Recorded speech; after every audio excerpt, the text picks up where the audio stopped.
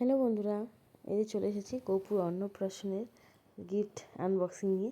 এখানে এসেছিলো গপুর মাসিরা, এখানে ছিল আমার মা, গপু মাঝখানে ছিল।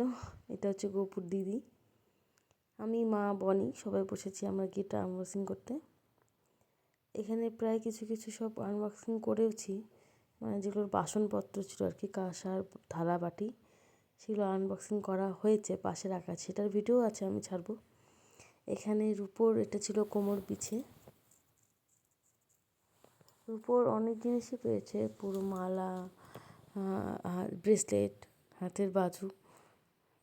অত বড় ভিডিও ছাড়া সম্ভব নয়, প্রচুর মানে লং ভিডিও হয়ে যাচ্ছে, কিছু কিছু শর্ট শর্ট করে আমি ভিডিও ছাড়ছি। তারপরে এখানে যে রয়েছে একটা লকেট, মানে রাম নাম, এটা দিয়েছে গপুর দিদুন, মানে গপুর মার মাসি, একটা মাসি দিয়েছে। এই যে একটা রাম নাম, বেশ সুন্দর।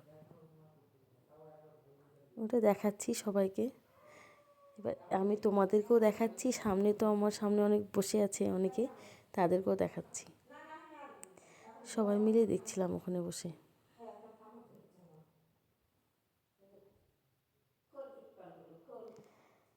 জিনিসগুলো পরে অসুবিধা হবে, তাই দেখে দেখে আবার সুন্দর করে গুছিয়েও রাখছি, যাতে গপুর মার সুবিধা হয় রাখতে।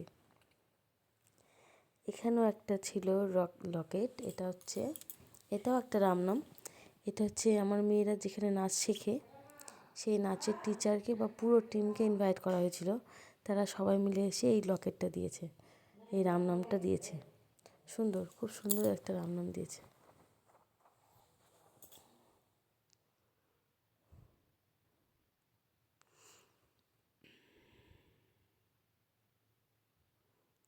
এগুলো সব এখন ঢুকিয়ে রাখছি।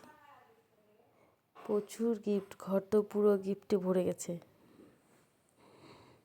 এই যে এটা হচ্ছে গপুর দাদু বাড়ি থেকে দিয়েছে, মানে গপুর অন্নপ্রাশনে দাদু দিয়েছে। এটা হচ্ছে সোনার, হচ্ছে কী বলে এটাকে, ছচিন চেন, হ্যাঁ ছচিন চেন বলে। এটা গপুকে দিয়েছে ওর দাদু। ডিজাইনটা খুব সুন্দর, মানে তোমরা বুঝতে পারছো কি না, কাছ থেকে খুব সুন্দর দেখতে। তারপর এটা পরে বেরিয়েছে একটা স্টিলের থালা বাটি গ্লাস চামচ সেট, আর এটা হচ্ছে রূপোর বাটি চামচ, যেটাতে গপু প্রসাদ খেয়েছিল, এটা দিয়েছে গপুর মাসি।